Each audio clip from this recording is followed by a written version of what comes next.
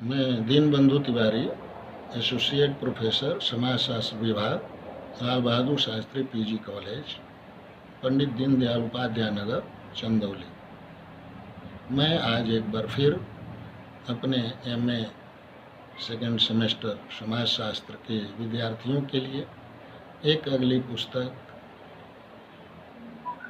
Professor Shyamacharan Dubey की Indian village पर बातचीत करना चाहूँगा। प्रोफेसर दुबे की यह मशहूर पुस्तक उनको प्रोफेसर दुबे को एक सम्मानजनक स्थिति प्रदान की थी। यह वह समय था जब सन 1950 और 70 के दशक में भारत में ग्रामीण अध्ययनों की एक बाढ़ सी आई हुई थी। उसी समय रेडफील्ड ने 1930 में मैक्सिको में एक गांव टोपो जलान का अध्ययन किया था और यह एक लोगों के बीच मॉडल बन गया था और इसका प्रभाव भारत के अंदर भी दिखाई दिया। उसी दौर में मैकिम मेरियट एवं एमएन श्रीनिवास ने भी कई ग्रामीण अध्ययन किए और कुछ संपादित पुस्तकें संकलित निबंधों के आधार पर निकाले। यद्यपि कि एमएन श्रीनिवास की वह बहुचर्चित पुस्तक भी, जिसकी चर्चा हम पिछले दिनों कर चुके हैं, रिमेंबर्ड विलेज, बाद में छपी जरूर थी, किंतु यह अध्ययन प्रोफेसर श्रीनिवास ने उसी दौर में कर लिया था। कहने का तात्पर्य है कि यही वह दौर है जिसमें भारत के सुप्रसिद्ध समाजशास्त्री प्रोफेसर श्यामाचरण दुबे की मशहूर पुस्तक इंडियन विलेज उपरोक्त अध्ययनों की श्रृंखला की कड़ियों में सन 1955 में छपकर सामने आई। यह पुस्तक लंदन के एक प्रकाशक रोलेज एंड कीगन पॉल ने प्रकाशित की थी। यह पुस्तक लोगों के बीच देखते देखते एक क्लासिकल पुस्तक के रूप में स्वीकार कर ली गई। इंडियन विलेज का जो अध्ययन क्षेत्र है वह तत्कालीन आंध्र प्रदेश के तेलंगाना जिले का एक सुदूरवर्ती गांव है जिसका नाम समीरपेट है। वैसे तेलंगाना अब राज्य बन चुका है तो वह गांव अब उस राज्य का हिस्सा है। बाद में चलकर इस पुस्तक का हिंदी अनुवाद भी आया। उसका शीर्षक भारतीय ग्राम रखा गया। प्रोफेसर दुबे ने इस गांव के बारे में जो तथ्य सामग्री जुटाई है, इसके लिए उन्होंने अंतर अनुशासन पद्धति का प्रयोग किया है।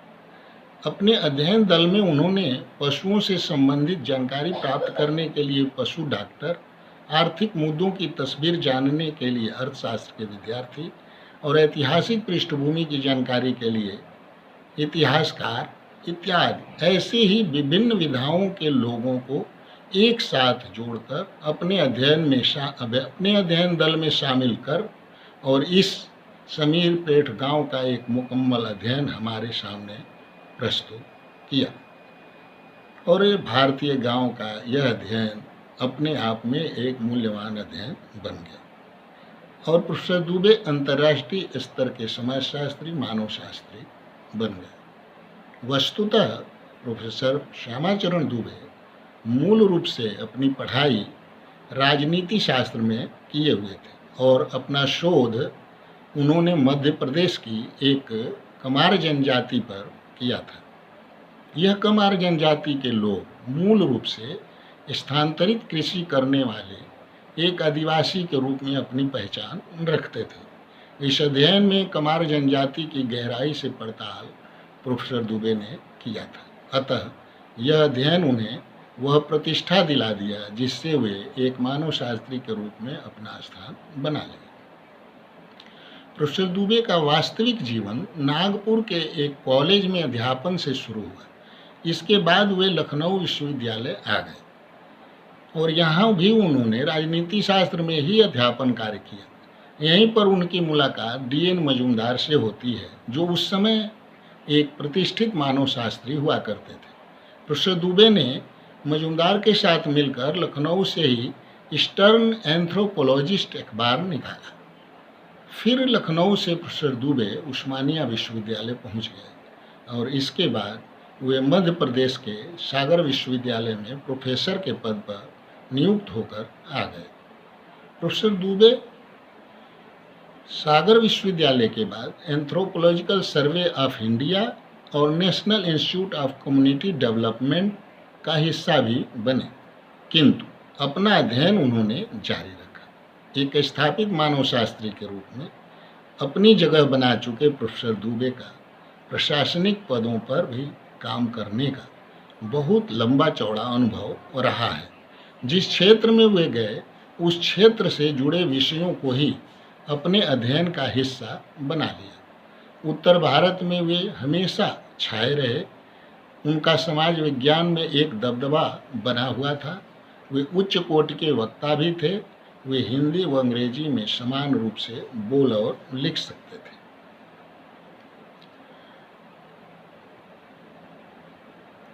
प्रोफेसर दुबे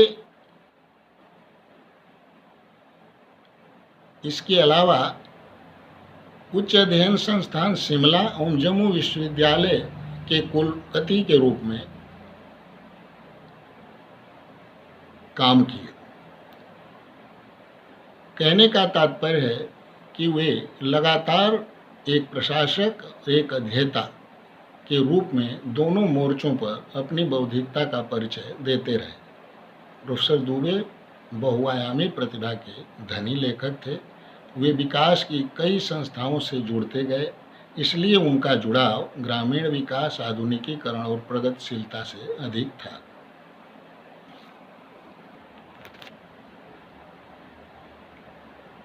प्रोफेसर दुबे गरीबी को दूर करने के लिए वे विकास को एकमात्र रास्ता मानते थे। देखा जाए तो प्रोफेसर दुबे का सबसे बड़ा योगदान यही है कि वे अपने व्यापक फलक के अध्ययनों से समाजशास्त्र या मानव शास्त्र को विकास और प्रगति के साथ जोड़ा। वैसे तो प्रोफेसर दुबे ने अपने व्यापक लेखन के माध्यम से लगभग कुल 18-20 पुस्तकें समाज को दी हैं, किंतु उनके पूरे लेखन को समेट कर देखा जाए तो वह पूरा लेखन मूल रूप से 5 से 6 विषयों के अंतर्गत समाया हुआ है, जो इस प्रकार है। जैसे पहला आदिवासी समाज, ग्रामीण अध्ययन, सामुदायिक विकास योजनाएं, विकास, आधुनिकीकरण और संस्कृति। कुछ फुटकर लेखन भी प्रोफेसर दुबे ने किया है। इसके अलावा इस प्रकार प्रोफेसर दुबे के इस व्यापक लेखन से पता चलता है कि प्रोफेसर दुबे ने समाज के व्यापक परिक्षेत्र को अपने अध्ययन का हिस्सा बनाया है, जिसमें ग्रामीण समाज और जीवन से संबंधित अध्ययन प्रमुखता के साथ दिखाई देता है। तो आइए अब हम एक बार फिर इंडियन विलेज अथवा भारतीय ग्राम की चर्चा को थोड़ा आगे बढ़ाते हैं। प्रोफेसर श्यामाचरण दुबे की यह कृति दरअसल एक भारतीय ग्राम की संरचना को प्रस्तुत करती है। इसके अतिरिक्त ग्रामीण अर्थव्यवस्था, धार्मिक गतिविधियों, पारिवारिक संबंध सूत्र, जीवन स्तर, सामुदायिक जीवन एवं उसके बदलते हुए स्वरूप को इस पुस्तक में शामिल किया गया है। इस प्रकार जब हम समीरपेट गांव की सामाजिक संरचना के अंदर प्रवेश करते हैं तो पाते हैं कि इस अध्ययन में इस ग्राम संरचना को समझने के लिए कुछ अलग अलग इकाइयों के भीतर इस ग्राम संरचना को समझा जा सकता है। जैसे ग्राम समुदाय में जाति व्यवस्था। वैसे तो ये धार्मिक आधार पर इस गांव में हिंदू मुस्लिम दोनों ही रहते हैं। गांव की कुल आबादी 2494 है, जिसमें मुस्लिम की संख्या 340 मात्र है। शेष संख्या हिंदुओं की है, जिसमें अस्पृश्य जातियों की संख्या 680 है। मुसलमान यहाँ अल्पसंख्यक है, किंतु सामाजिक एवं धार्मिक मामलों में इनका समूह सुसंगठित है। उनके यहाँ संपत्ति या पूंजी के आधार पर वर्ग भेद नहीं है। वे स्वायत्त एवं आत्मनिर्भर समूह की भांति व्यवहार करते हैं और ये सभी सुन्नी संप्रदाय से आते हैं। हिंदू समाज व्यवस्था का मूल आधार जाति व्यवस्था है। इसका अखिल भारतीय सोपानिक प्रारूप वर्ण व्यवस्था से मिलता है, जिसमें 4 वर्ण ब्राह्मण, क्षत्रिय, वैश्य, शूद्र, जो सामान्य रूप से हम सभी जानते हैं, और इसमें समय के साथ 5वां वर्ण तलाशते हैं प्रोफेसर दुबे वहाँ। ऊपर के 3 वर्ण जो द्विज की श्रेणी में आते हैं, और चौथे वर्ण में कुछ व्यावसायिक जातियां हैं जिन्हें अपेक्षाकृत स्वच्छ माना जाता है, और 5वें वर्ण में जिन्हें प्रोफेसर दुबे ने रखा है वो लोग हैं जो अस्वच्छ और अस्पृश्य माने जाते हैं। वर्ण व्यवस्था की इस मोटी रूपरेखा को हम सभी जानते भी हैं पूरे देश में। इसके अंतर्गत जातियों की अपनी स्वायत्त सोपानिक व्यवस्था पाई जाती है। प्रत्येक जाति कई अंतर्विवाही उपजातियों में भी विभाजित होती हैं, और प्रायः सभी मामलों में एक स्वतंत्र समूह की भांति व्यवहार करती हैं। उपजातियां फिर गोत्रों में भी बटी होती हैं। इस प्रकार गांव में जाति व्यवस्था एक जटिल व्यवस्था है। इसका पूरा विवरण विस्तार के साथ प्रोफेसर दुबे अपने इस अध्ययन में रखते हैं। सत्ता और न्याय के कोण से इस गांव के अध्ययन में प्रोफेसर दुबे ने यह पाया है कि इस गांव के अंदर इसकी एक संरचना ऐसी दिखाई पड़ती है जिसका गठन आंतरिक तौर पर है, जिसमें एक देशमुख का महत्वपूर्ण पद होता है, और यही देशमुख राजस्व प्रमुख भी है और पुलिस प्रमुख भी है। वस्तुतः ये दोनों कार्य उसी के प्रतिनिधि करते हैं। कहने का तात्पर्य है कि देशमुख के अंडर में ही सुरक्षा संबंधी और राजस्व संबंधी कार्यों का संचालन होता है। इसके लिए उस गांव के कुछ वार्षिक लगान का कुछ 5% उस देशमुख के हिस्से में जाता है। पटवारी राजस्व भूमि रिकॉर्डों का एक निम्न पदेन अधिकारी होने के नाते गांव की राजनीति में महत्वपूर्ण स्थान रखता है। पटवारी को भी कोई वेतन नहीं मिलता, बल्कि गांव से मिलने वाले भूमि लगान का एक छोटा हिस्सा सरकार उसे पारिश्रमिक के रूप में देती है। पटवारी समय समय पर रिश्वत लेते भी दिखाई देता है, जो इस अध्ययन में दर्ज है। इसके अलावा उस गांव में कुछ कामगार होते हैं जो समय समय पर लोगों की सेवा में लगाए जाते हैं। इन्हें भी भूमि लगान से मिलने वाले राजस्व से ही बहुत छोटे छोटे हिस्से उन्हें दिए जाते हैं। फसल कटने के समय किसान भी उन्हें कुछ हिस्से इनके हक में निकालते हैं। इसके अतिरिक्त जाति के संगठन भी गांव में सक्रिय दिखते हैं, किंतु ये कभी कभी गांव की संकीर्ण सीमाओं के बाहर काफ़ी बड़े भौगोलिक क्षेत्र में भी फैले हुए दिखाई देते हैं।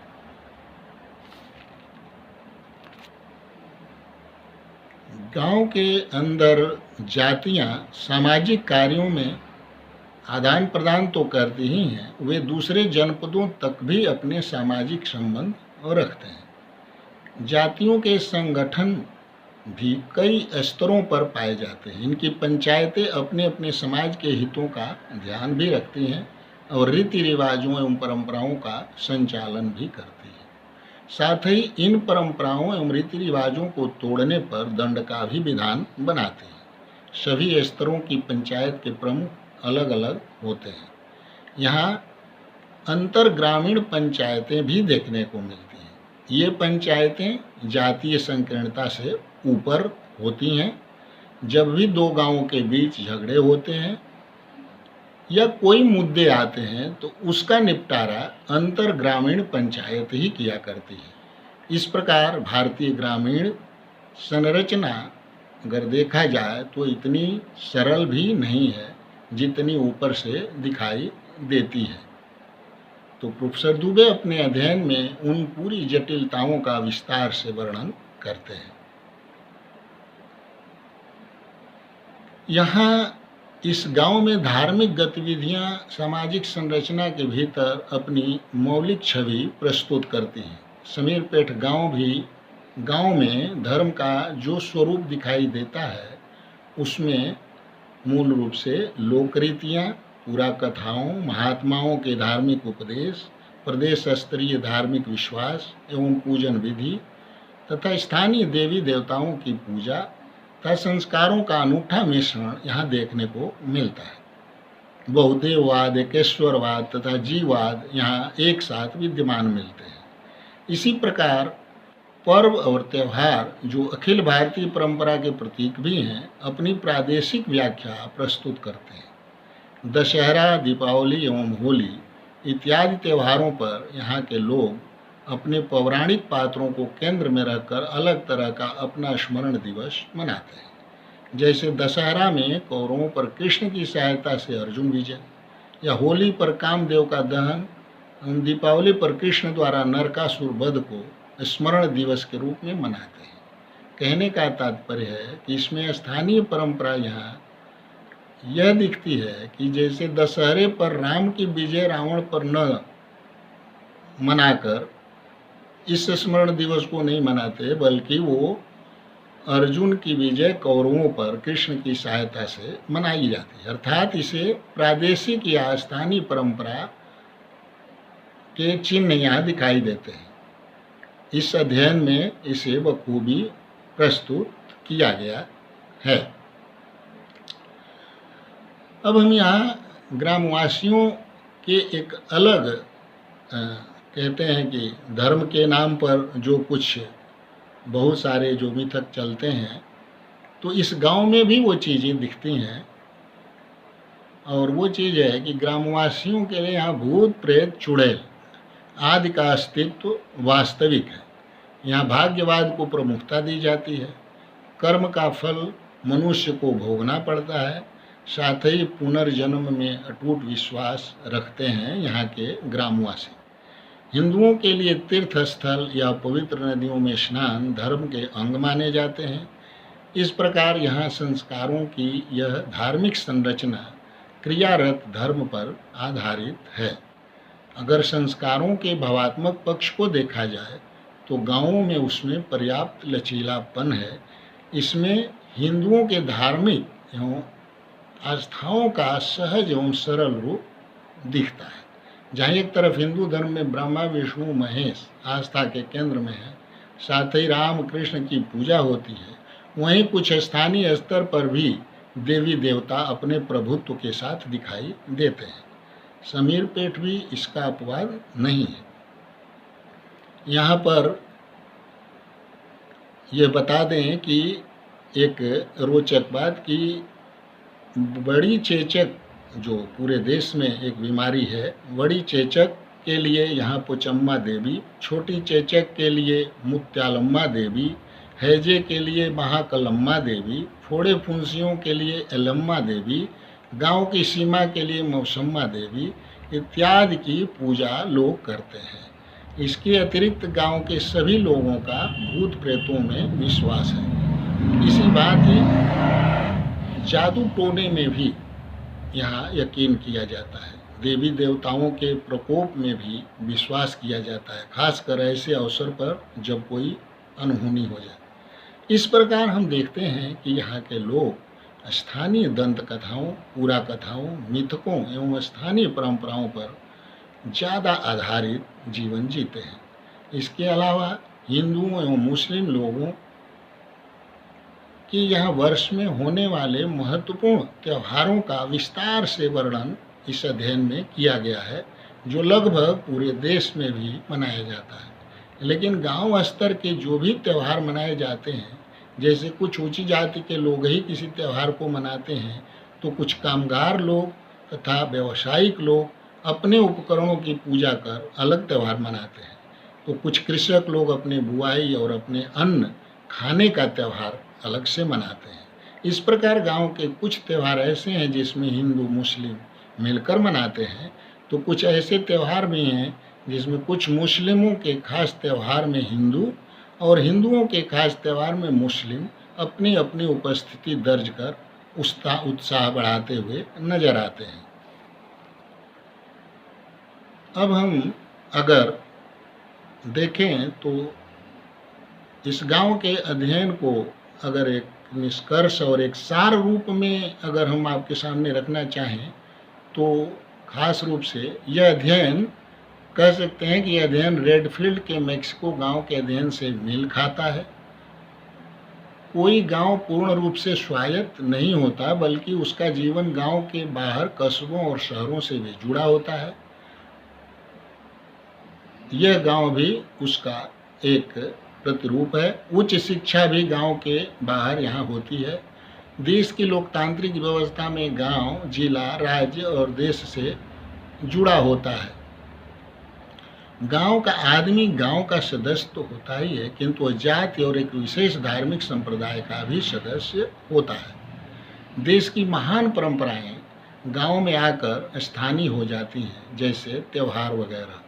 प्रोफेसर दुबे गांव में होने वाले परिवर्तन की चर्चा भी करते हैं और कहते हैं कि लोगों के दृष्टिकोण में बहुत बड़ा अंतर आया है। प्रोफेसर दुबे ने इस अध्ययन में संरचनात्मक एवं प्रकार्यात्मक विधि को अपनाया है। अब हम थोड़ा सा मूल्यांकन एवं एक समालोचना भी चाहेंगे कि इस पुस्तक पर प्रस्तुत करना चाहिए की जाए। तो समीरपेट गांव एक ऐसा गांव है जिसमें वह सब कुछ है जो एक दक्षिण के गांव में होता है। इसकी विशेषता यह है कि इसकी प्रस्तुति एक समाजशास्त्री और मानव शास्त्री ने की है। वैसे D.N. मजुमदार ने मुहाना गांव और G.S. घुरिये ने लोमकिंड गांव का अध्ययन हमारे सामने रखा है। इन अध्ययनों के फोकस अलग अलग हैं। जैसे मजुमदार ने मुहाना गांव में जातियों के पारस्परिक संबंधों को देखा है, तो वहीं प्रोफेसर घुरिये ने लोमकिंड गांव में 125 वर्षों के अंदर जो बदलाव आए हैं उसका विश्लेषण किया है। ग्रामीण अध्ययनों की इस श्रृंखला में प्रोफेसर दुबे का अध्ययन इसलिए भी महत्वपूर्ण है कि इसमें गांव के संपूर्ण जीवन को गहराई से देखा है। प्रोफेसर दुबे के इस अध्ययन को गैर समाजशास्त्री एवं आलोचकों का मानना है कि इस तरह के अध्ययन की तुलना में तो बहुत से कथाकारों एवं उपन्यासकारों ने स्थानीय कथा एवं साहित्य के माध्यम से गांवों का एक से बढ़कर एक अध्ययन प्रस्तुत किया है। जैसे प्रेमचंद का गोदान, फणीश्वर नाथ रेणु का मैला आंचल, जो ग्रामीण जीवन हमारे सामने जस का तस रख देते हैं। इसके सामने समीरपेट कोई अपना स्थान नहीं रखता। आलोचक यह भी बताते हैं कि प्रोफेसर दुबे ने इस अध्ययन में कोई ऐसा सिद्धांत हमारे सामने नहीं दिया है या कोई ऐसी अवधारणा भी हमारे सामने नहीं दी है, जैसे कि M.N. श्रीनिवास ने अपने अध्ययन में प्रभु जाति एवं संस्कृतिकरण जैसी अवधारणाएं दी हैं। प्रोफेसर दुबे के इस अध्ययन पर टी.बी. बटोमोर ने टिप्पणी करते हुए लिखा है कि यातायात के विकास ने सामाजिक गतिशीलता को बढ़ा दिया है और नगरीय शैक्षिक सुविधाओं की ओर आकर्षित किया है। इसके अतिरिक्त सरकार की कल्याण संबंधी जो एजेंसियों एवं राष्ट्रीय दलों की राजनीतिक गतिविधियों ने समीरपेट के सामाजिक जीवन को प्रभावित किया है और वहाँ सामाजिक एवं राजनीतिक सोपान क्रम में एक परिवर्तन दिखाई देता है। यद्यपि प्रभाव और प्रतिष्ठा के स्रोतों में धन, शिक्षा, सरकारी सेवा में पदों का समावेश दिखाई देता है, तथापि परिवर्तन बहुत धीमा है और परंपरागत व्यवस्था की पकड़ बहुत मजबूत बनी हुई है। अगर अंतिम समय में हम अंतिम बात के रूप में अगर यह कहें कि इस अध्ययन की प्रतिष्ठा समाज में इसलिए भी हुई कि इस तरह का किसी गांव का अध्ययन पहली बार समाज शास्त्र में आया। लोगों ने इसे हाथों हाथ लिया। इस पुस्तक का प्रकाशक Rolle's and Keegan Pal London का था और इसने भी इस पुस्तक को अंतर्राष्ट्रीय स्तर पर खड़ा किया। इसलिए शायद इस पुस्तक की ख्याति में थोड़ी बढ़ोतरी हुई। और कुल मिलाकर ये हम कहेंगे कि प्रोफेसर श्यामा चरण दुबे एक सूक्ष्मदर्शी एवं गहन अध्येता के रूप में अपने को सामने लाते हैं, क्योंकि इस अध्ययन में इतनी सामग्री उन्होंने जुटा रखी थी। क्योंकि पहले ही मैंने बताया कि वो एक अध्ययन दल उन्होंने बनाया था, विभिन्न डिसिप्लिन के लोगों को अपने साथ जोड़ रखा था। तो उस सामग्री के आधार पर उन्होंने बाद में ग्रामीण जीवन संबंधित 2 और पुस्तकें हमारे समाज को दी, जिसे एक चेंजिंग विलेज के नाम से हमारे सामने खास करके वो पुस्तक आई। मतलब वो गांव में किस तरह के परिवर्तन होते हैं। तो यह गांव के अध्ययन के मामले में प्रोफेसर दुबे ने एक गहन अध्येता के रूप में अपनी पहचान बनाते हुए नजर आते हैं। धन्यवाद। बस इन्हीं सब चंद शब्दों के साथ मैं आज फिर यहीं विराम लेता हूँ। फिर आपसे मिलूँगा। और मैं लॉकडाउन के दौरान अभी कुछ पुस्तकों पर आपसे बातचीत की एक प्रक्रिया चलाई है। हमें उम्मीद है आप अपने घरों में सुरक्षित रहकर और इसका लाभ ले सकेंगे। धन्यवाद।